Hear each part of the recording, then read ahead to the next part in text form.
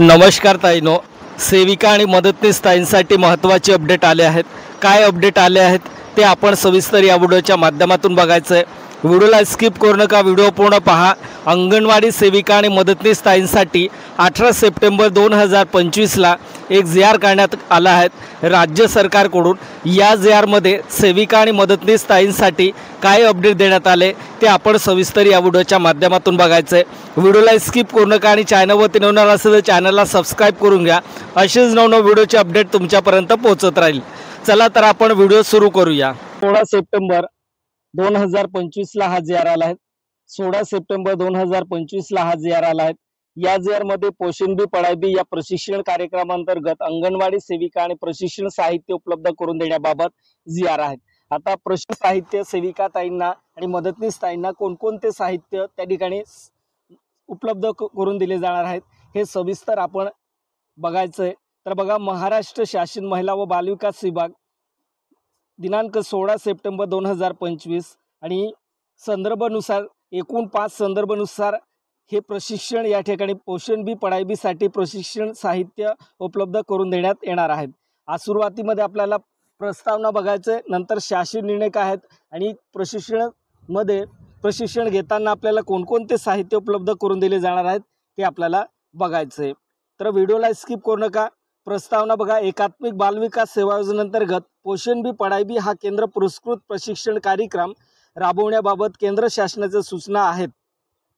याकरिता केंद्र व राज्य हिस्सेचे प्रमाण 60-40 असे आहे। बघा, केंद्राचा हिस्सा किती असेल 60 आहे आणि राज्याचा हिस्सा किती आहे 40% असा आहे। सदरहून पोषण भी पढ़ाई भी हा कार्यक्रम एकूण 3 वर्षाचा असून त्यामध्ये खेळ आधारित शिक्षण, स्थानिक खेळणी हे असेल।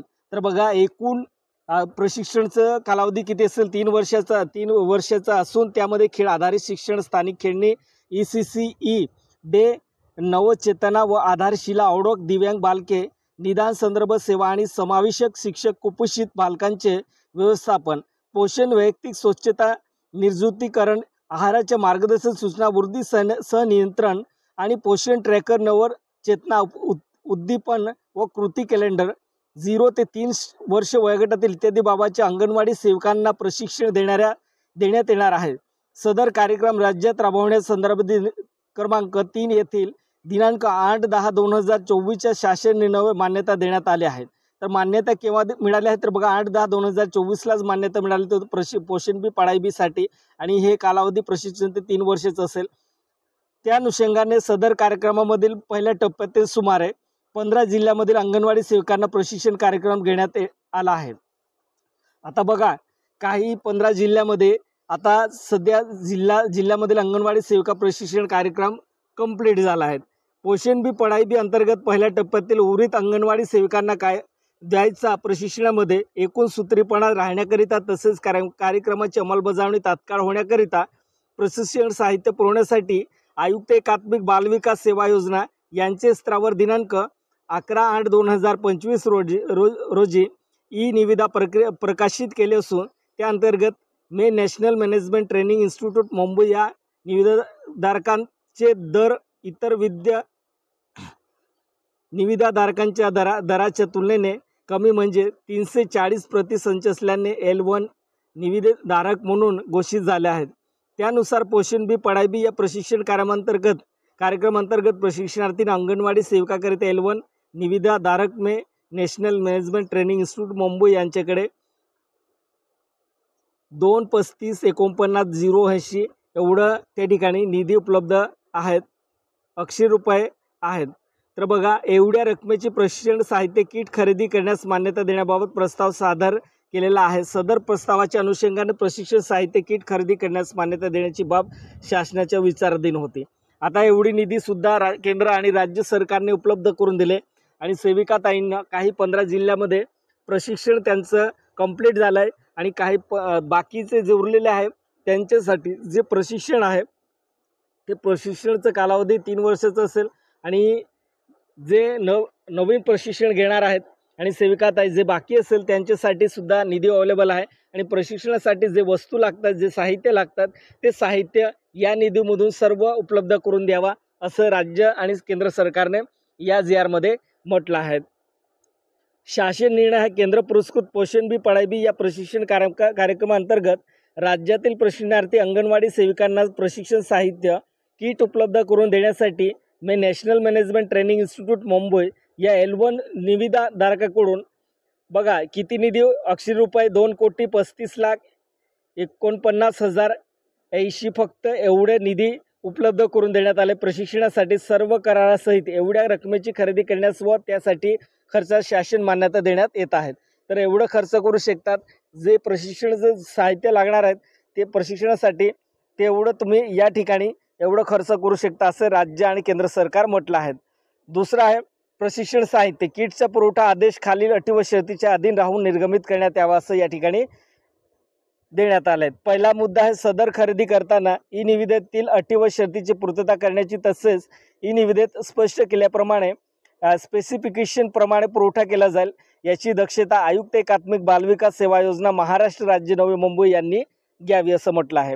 दुसऱ्या मुद्द्यामध्ये काय म्हटलं सदरची निधी शासनाच्या विहित धोरणानुसार व कार्यपद्धतीनुसार तसेच उपलब्धतेनुसार खर्च करणे आवश्यकता राहील याची जबाबदारी एकात्मिक बालविकास सेवा योजना महाराष्ट्र राज्य नवी मुंबई यांची राहील। तिसरा आहे निविदा प्रांत दर हे कार्यआदेश दिल्यापासून पुढील 3 वर्ष 25 ते 26 26 ते 27 27 ते 28 कालावधीसाठी मंजूर राहतील। त्यानुसार पुढील कालावधीचे प्रशिक्षणाकरिता केंद्र शासनाकडून प्राप्त होणाऱ्या निधीच्या उपलब्धतेनुसार या संदर्भात प्रशासकीय मान्यता देण्यात यावी।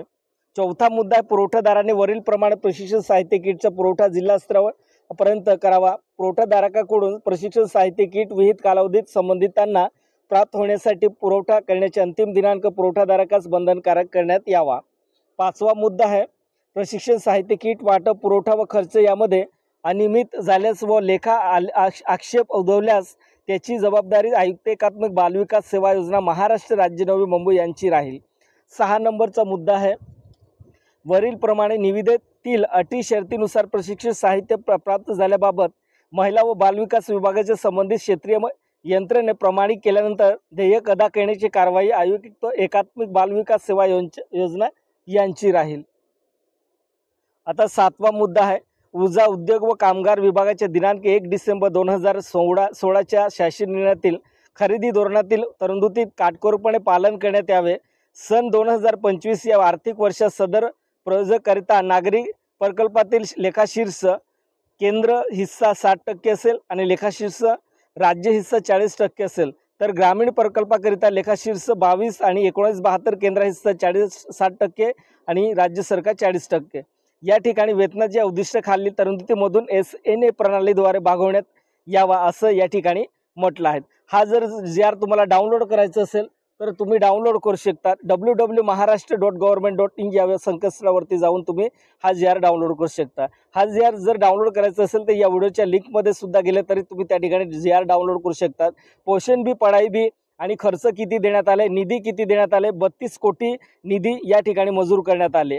राज्य आणि केंद्र सरकारकडून जे 40% आणि 60% जे निधी आहे ती निधी 3 वर्षासाठी त्या ठिकाणी उपलब्ध करून देण्यात आले आणि 3 वर्ष 25 26 26 27 28 29 या वर्षाकरता ही सर्व निधी उपलब्ध करून देण्यात आले। व्हिडिओ आवडला असेल तर चॅनलला सबस्क्राईब करा आणि जास्तीत जास्त हा व्हिडिओ शेअर करा। धन्यवाद।